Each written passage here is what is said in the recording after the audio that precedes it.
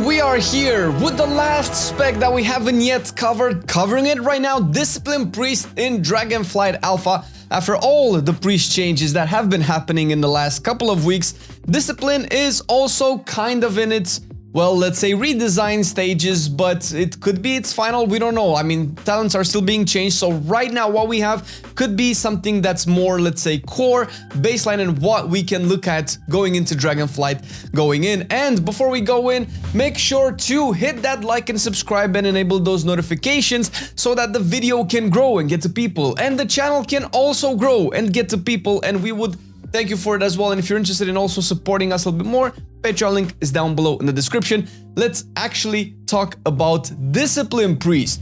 And starting off with the general talents, we did cover pretty much most of them in the Shadow and Holy tree. I do want to mention a couple of things that will be slightly relevant. First of all, you start with Renew and Shadow Fiend, but also Renew and Flash Heal also apply Atonement, probably mostly because Power Word Shield and Shadow Mend are on a cooldown right now, so you don't have the Weakened Soul debuff anymore from Power Word Shield, but they're also both on a cooldown.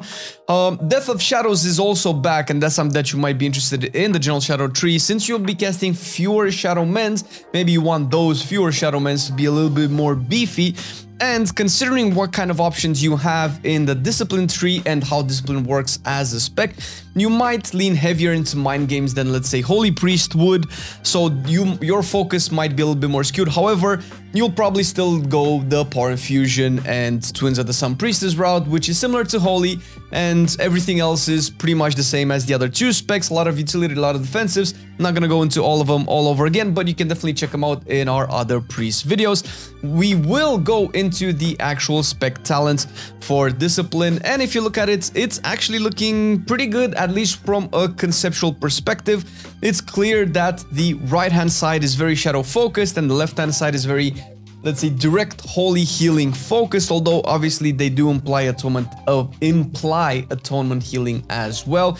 And the middle, as always, is core with big cooldowns, big core mechanics like pain suppression, which actually goes down into a choice node between Pain Transformation and Protector of the Frail. Pain Transformation essentially makes Pain Suppression heal for a little bit at the start and also apply Atonement.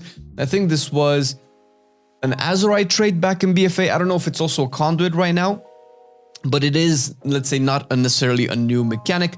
Protector of the Frail makes Power Word Shield reduce the cooldown of Pain Suppression by 3 seconds, which, I mean, this has to be kind of mathed out a little bit, because since Power Word Shield has an internal cooldown as well that apparently is hasted and also can be further reduced by other talents down the road.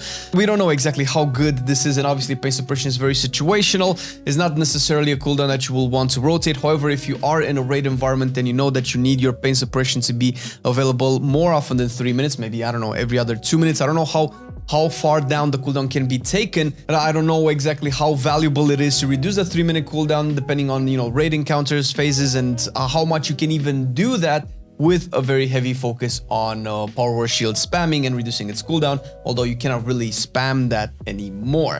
You will still go down and probably get Power Word Barrier, which is a very good 25% damage reduction in AoE for 10 seconds. It's one of the core iconic Discipline Priest cooldowns. It's very good. Damage reduction is always preferred on a healer.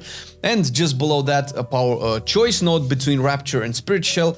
Rapture still makes Power Word Shield more accessible, and obviously now we'll have no cooldown and have a bigger absorb. Spirit Shell has been something that has been putting Discipline Priest in very high regard in Season 1 of Shadowlands and has been consistently nerfed since then. So we don't know exactly. This also kind of needs to be properly mathed out and simmed and logged to see exactly the value of Spirit Shell. Since it does tie a lot into, you know, will Spirit Shell, for instance, for 10 seconds, Penance, Power Word, Radiance, and Atonement create Absorb shields for 80% of their value instead of actual healing. And Absorb is also really good since healing can also overheal and you kind of waste it. Absorbs are not necessarily wasted, especially if you're planning for this for a specific mechanic to reduce the overall damage taken by your group or your raid in this sense. And we talked about the left-hand side being healing, atonement, spreading, and let's say absorb, applying kind of focus, if you want to call that, if you want to label it. You do start with Radiance, which is probably something that you're always going to get. You're never not gonna get it. And right underneath it, you have Light's Promise, which will give it a second charge, which is kind of what Radiance is nowadays anyway. And you'll also go into a choice node between Bright Pupil and Enduring Luminescence. Bright Pupil basically takes a Radiance from 20 to 15 second cooldown, and Enduring Luminescence makes the Atonement that it places be a little bit stronger because it's 60% baseline. I think with this goes to 75%, I believe. So that's actually really good, especially I could see, let's say, Protector of the, Enduring Luminescence being a little bit better if, especially if you're playing a more Shadow-centric playstyle, since with Shadow you'll have a lot more DPS spells weaved into your globals, fewer holy spells that can apply Atonement, so maybe you want that Atonement to last a little bit longer, but that could also be applied with 5-second cooldown reduction. Who knows? But it's good to have options. And keep going down, you will have Train of Thought. There's a bunch of other stuff though. I'm not gonna go into all of them. There's sounds that you've known, Conduits and Azurite Power that's also baked in. I'm not gonna go into all of them, but I would like to talk a little bit about Train of Thought, which is actually a choice node down in the list between Train of Thought and To Make Amends. Train of Thought makes Flash, Heal, Renew, and Shadow Mend. Basically reduce the cooldown of Power Word Shield by 1 second. I talked about the Power Word Shield cooldown reduction. And Smite reduces the cooldown of Penance. Now, this is a very specific playstyle if you're going to be playing to reduce the effectiveness of Power Word Shield, because as a healer, you kind of want to be super efficient with your spells. You don't really want to spam them if you don't need them. So if you don't need to spam them, then how much value are you going to get out of Train of Thought?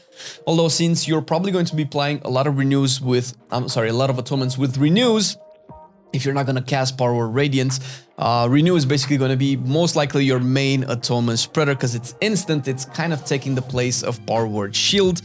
And I don't know how I feel about that, but we'll see exactly how it plays out in the actual content. And Make Amends makes so when your Penance deals damage, the duration of Atonement on yourself is increased by 1 second, and when your Penance heals, the duration of Atonement on your target is increased by 1 second. Most of the time you would probably use Penance to deal damage, but hey, if you ever need to heal it, to maybe I would say this could be good for tank healing because it sounds like it's very single target focused, where you would heal your tank. And maybe this is good because although the discipline has stuff like pain suppression, it was never really famous for tank healing, so this can help with that, especially if you're on a raid or if there's a specific fight that wants more single target healing. Doesn't have to be tanks, but you know, single target, it's pretty good. And you go down to Divine Aegis, which is something that's slightly more interesting, at least from what I can tell. So first of all, what Divine Aegis does is it critical heals, create a protective shield on the target, absorbing 15%, and obviously there's 2 points, you can increase this, of the amount heal, and critical heals with Power Word Shield also absorb more damage. This is interesting because also, if mathed out properly and if this becomes valuable, it could change the value of crit for your spec, and it could also alter slightly maybe your playstyle, since critical heals will apply absorbs, and absorbs are very good. It depends exactly how this is tuned. This could become really good, or it could just be a passive like, oh, it's good to take, and you'll just have a little bit more value from crit. I actually hope it will make crit a little bit more important because that sounds interesting, right? You would build your discipline with crit because so far you kind of really just wanted more stats. As a healer in general, you kind of want more stats. Sometimes with like a specific mechanic or affix or tier set or anything, maybe you scale a lot into some stuff like haste, right? But usually without any external power sources, more stats is better. So leaning heavily into one particular stat, which is crit, sounds more interesting in terms of building your priest. And the capstone is Indemnity versus Ages of Wrath. Indemnity makes atonements granted by Power Word Shield last an additional 3 seconds. Again, this definitely sounds stronger if you're going to heavily play into that Power Word Shield cooldown reduction, which I mentioned before, even from like an average discipline priest standpoint, you kind of want to be a little bit thoughtful about your mana, depending on how mana consuming it is, because right now what we can test in dungeons is not very mana consuming. So who knows how valuable it is to play heavily into reducing max amount of value, but you can see the synergy between Train of Thought, and between the pain suppression talent that reduces its cooldown. And Ages of Wrath, Power Word Shield absorbs 30% additional damage, but the absorb amount decays 3% for every 1 second. 30% additional damage sounds good, especially if you're going to be playing Rapture. You're going to have some fat shields, and this can sound really good. I mean, obviously you want to take the max amount of value out of it, and the max amount of value would be if you slap a shield and in the next second or right then the target gets hit by a big chunk of damage. That could be stuff like tank busters or tank combos, or maybe somebody in your group or raid is soaking a big mechanic that could have him or her die.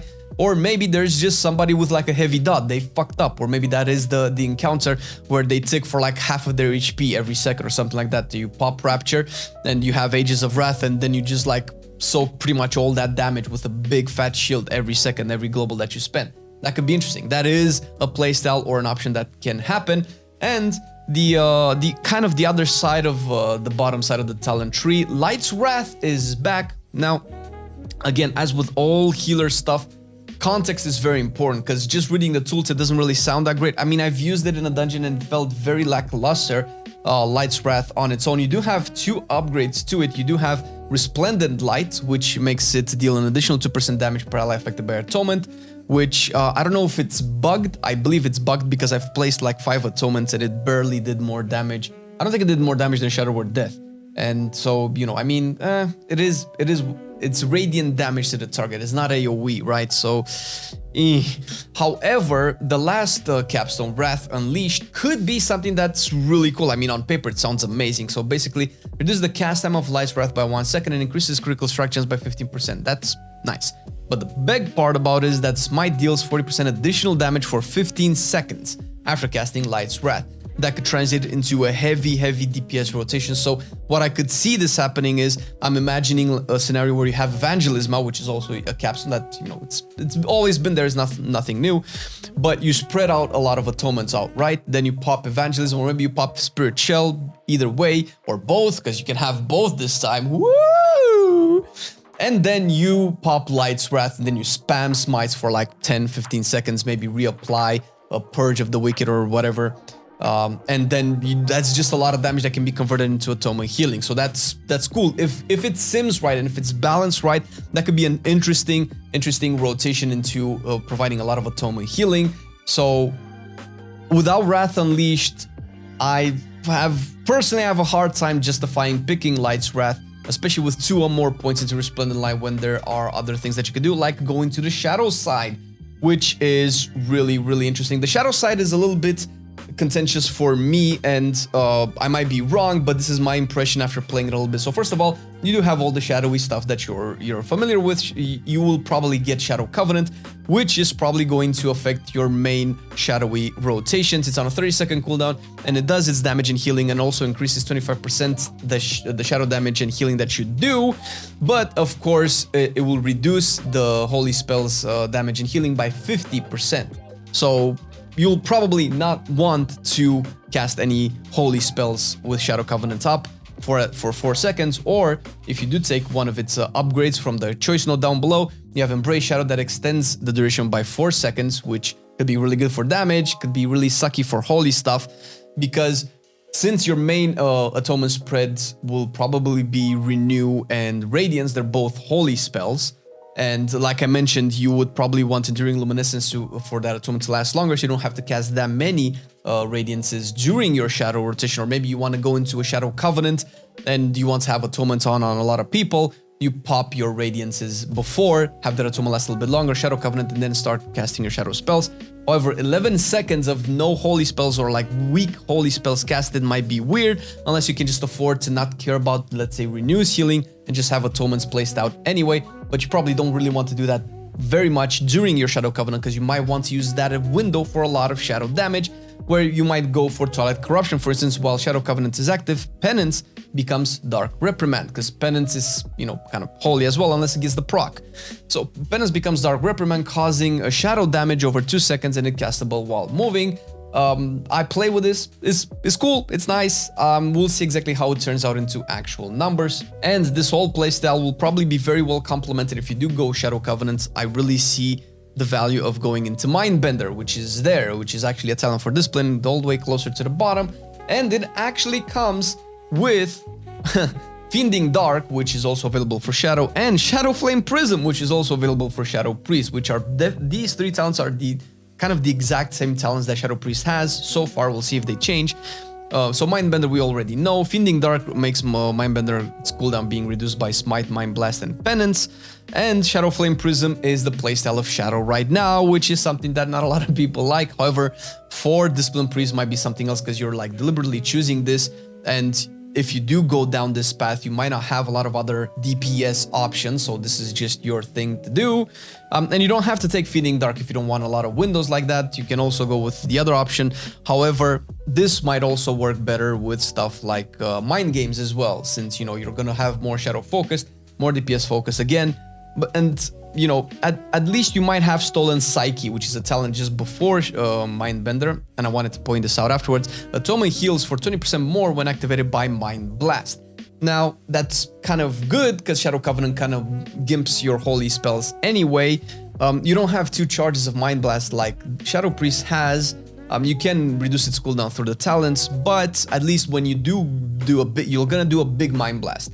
So I see, let's say, you spread your Atonement, you pop your Shadow Covenant, you do a big fat Mind Blast, maybe there's a target and execute, you do a Shadow Word Death as well, and you can just do Mindbender, or let's say Shadow Covenant, Mindbender, or Mindbender, Shadow Covenant, and then spam Mind Blast and Shadow Word Death to extend its duration and get those Shadow procs.